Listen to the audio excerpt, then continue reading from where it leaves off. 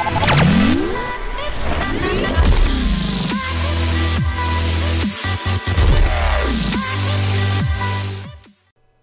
guys, Moneyman300 back for some more videos, and this time we got a little something different. Been playing a little bit of the Star Wars Battlefront beta that came out a few days ago. It was open for everyone to play, and yeah, I do play some other games besides Forza 6, and from time to time I'll put some of that content on the channel. What I wanted to do is just a quick review of the beta and what I thought about it, and you know, my thoughts going forward on what the game is going to be like. First of all, if you don't know about what Star Wars Battlefront is, it is a first-person shooter. It is made by DICE Studios, basically the same people that make the Battlefield series. So if you played Battlefield, so it's going to be, well, we'll talk about it. I don't know if I want to call it Battlefield-like or not. I'll give you my thoughts on that compared to Battlefield in a little bit. But anyways, Battlefront, there was an original Battlefront a long time ago. It was back in the original Xbox day. It was one of the very first Xbox Live compatible games. I don't know if it was also a PC game. Battlefront, this version is going to be available on the Xbox, the PS4, and the PC. The gameplay that you see here is on the Xbox. So, and you'll see in the gameplay, I'm trying to do a little bit of everything, so I'm kind of hanging out in this turret and shooting. But anyways, let's talk a little bit about the game and what I thought about it. Overall, I had quite a bit of fun playing it. It took me a little while to kind of get into it. It was pretty frustrating at first, and I'll talk about some of the things that frustrated me. First of all, let's talk about what's good about the game. The graphics, the sound, the shooting mechanics, the movements, the shooting, the feel are superb in this game. They're spot on. This has some of the very best graphics, and I don't know if it'll come through in the video, but it certainly was when you played it. Some of the best, if not the best graphics I've seen on the Xbox One, and I'm sure it looks as good, if not even better, on the PC and the PS4. So it is a phenomenal looking game. The sounds are tremendous. If you are a Star Wars fan, you will instantly recognize all of the sounds in the game, the music in the background, lasers flying by, TIE fighters and X-Wings and speeders. It's very, very immersive from that standpoint. I mean, you're in a Star Wars, realm when you're playing this game. I mean, you could just all around you. It's really well done in that fact, and they just nailed it with the way the game sounds, the way it plays, the movement. The shooting, which is really important. And if that's not right, the rest of the game doesn't matter, in my opinion. It's kind of like a racing game, and if they don't get the controls and the feel with the controller and things down, then it really doesn't matter how good the game looks or the game modes or anything else, right? So it's really important that the game feels right, that it feels natural, that you don't feel like you're just floating around and things like that. And they nailed that too. It felt really well. The hit detection seemed really good, and did not notice like lots of moments of lag or anything like that. A few display glitches here and there, but nothing. Overall, from those perspectives, an extremely polished beta. So those are the things that I really enjoyed, and I'll hit on a few other things when we talk through, the game types and how the game kind of played out as a whole. Couple of things that maybe I did not like as well is the matchmaking system. So they use and I think they did this in Battlefield as well, but the system never shuffles the teams. So if you get onto a team that's either disadvantaged or way advantaged one way or another, it's pretty much going to be like that every game unless significant portions of each team quit and new guys come in, which eventually, if you play enough games, happens over time. But that creates some really imbalanced games. Like you join a game and you're playing and you just get annihilated, which seems to happen frequently in the game, and then the next thing that you're in the same team over and over again, right?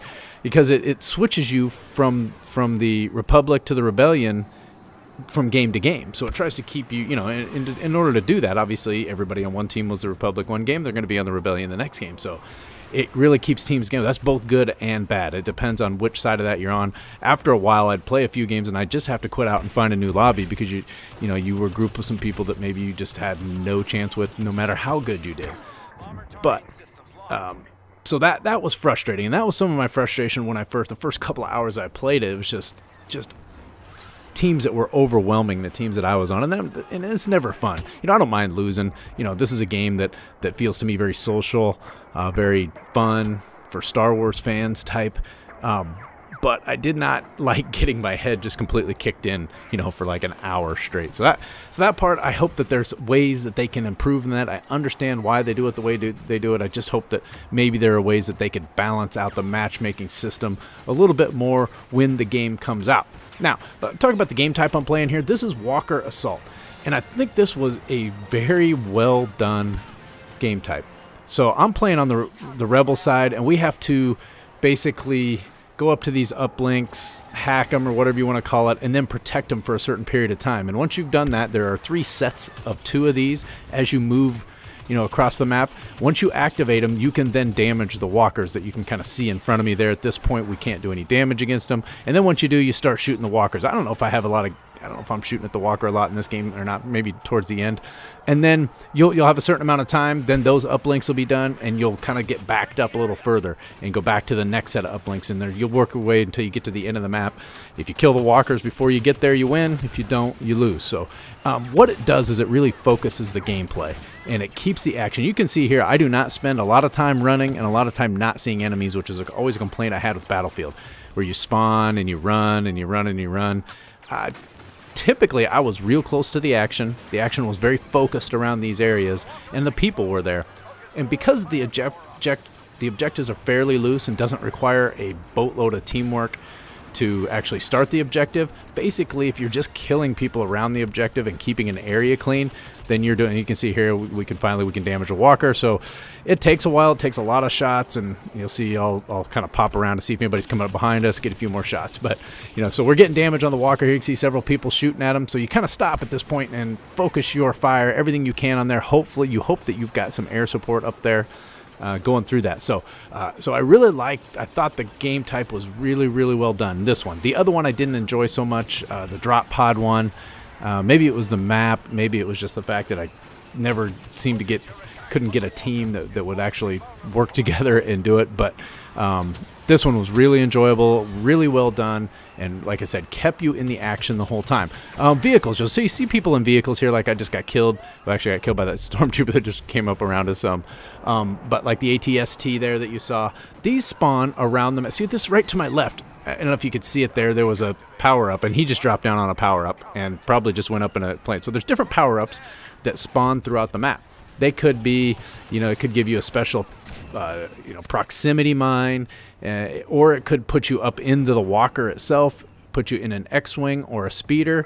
It just depends. And I don't know if there was a pattern or anything to it, or if they were just random throughout the map, and if, you know, somebody dies in this ATST, if another one then spawns. But what that does, and it seems to be in the general vicinity of where you're fighting, what that does is, again, keep the action focused. So you don't have, and if you played Battlefield, people go back to the vehicle pad or where the vehicle spawns, and they just sit there, and they wait for vehicles. And then there's this mad dash to get in the vehicles. By doing it this way, it's not particularly realistic, but it doesn't matter. It's a video game. It really keeps the action, again, focused, and does not draw people away from the action in the way that it might in a Battlefield. So again, kudos. I like the way that system works. So overall, you know, those are some of the things. I enjoyed it. I'm not sure about, since there only were these 2 game types, and there was a single player wave, and it was standard, just waves of enemies. Nothing I saw that was overly compelling in that single player, but it was just a wave based enemy spawn. Overall, it appears to be a pretty good game. I didn't enjoy it at first. I enjoyed it the more I played it and kind of learned some of the nuances of how the cards and stuff work. It got to be more enjoyable. I don't know if it's one of those games it's going to be. It's not real deep, it doesn't appear. Like, there's no real levels of customization. There's a level up system, but there's nothing really to it. So there's nothing deep in the game. It appears to be just a fun game where you get in and maybe you get some friends and you go play. If you like Star Wars, it's really immersive in that way. And other than that, it's just fun. I don't know if it has huge staying power, huge longevity. That's going to kind of depend on the rest of the game, and that wasn't fully in the beta. So I think that if if people ask, should I buy it, should I not? I think if you're a Star Wars fan, if you really like Star Wars and you're an FPS fan, then this is a game that you're probably going to want to buy. just because they do such a good job of making it feel like you're in a Star Wars environment. I mean, they just do a fantastic job of that, and the game mechanics and everything are good enough. And I think that I don't think there's going to be a huge skill gap, meaning you could be fairly beginner player and still be able to do okay in this game, still be able to contribute to your team and play the game. So I think overall, I think it's a buy. I'm on the fence just because there's so many games coming out with Forza, and I still play a lot of Destiny, and Halo 5 is coming out, and Black Ops 3, and Rainbow Six Siege. There's so much stuff coming out that I got to make some decisions. There's no way I can play that many games, but this one certainly is near the top of the list of games for me to look into a little bit further, because I did enjoy my time with the beta. Kind of wish it was going a little longer because I'd like to check it out a little more. It only had a level cap of about 5, so if there's a lot more guns and stuff to unlock, they weren't there, and maybe there'll be more customization in there that will create a little bit more longevity in the game. But anyways, that's kind of my review there. Fun game. If you're a Star Wars fan, it's probably something you're going to want to look at a little closer. Check out, go watch the videos. There's a lot of them out there, I'm sure, that other people have done, but I wanted to give you guys my perspective on it. So I'm going to stop talking and let you guys let the video finish out and let you guys catch the rest of that. Thanks for watching, and catch you guys in the next one. Later. The walker is exposed. Focus all firepower on him.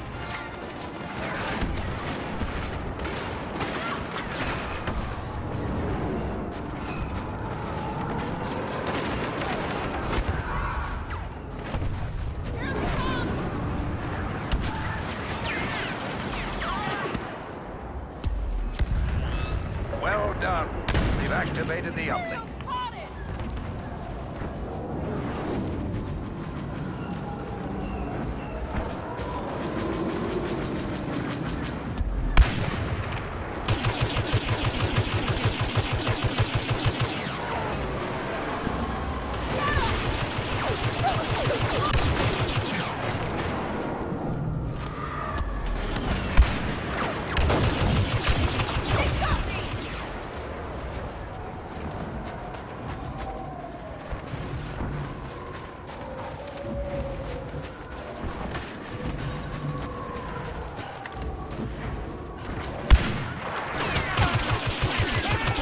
Targeting systems locked.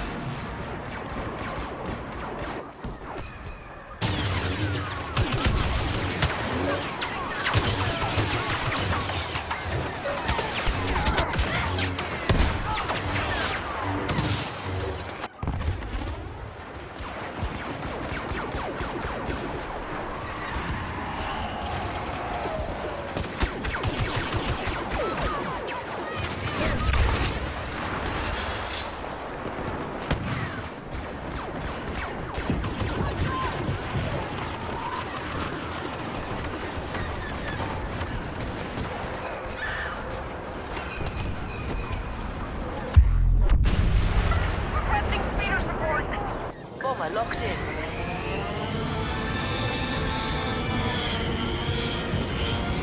Affirmative. Zeroing in on your position. Take that missile line.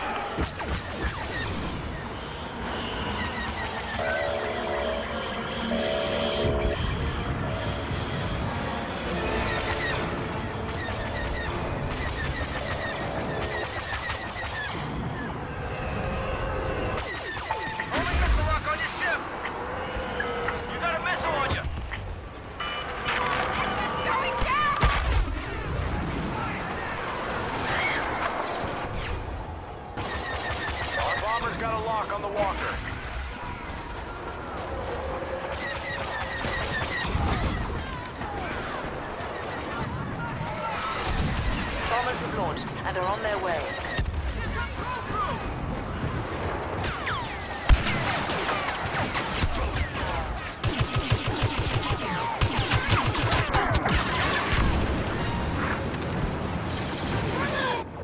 The walker is exposed.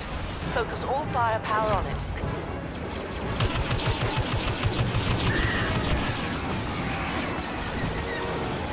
Imperial walker is within firing range of our power generator.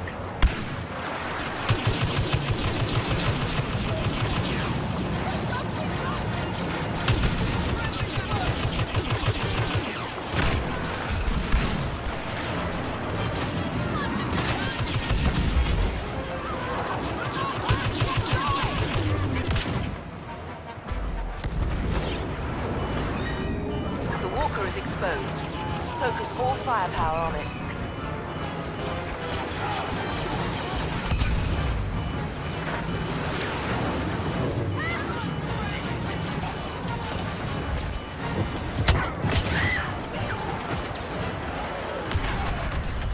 Hold that uplink station. The Y-Wing's needed to zero in on your location.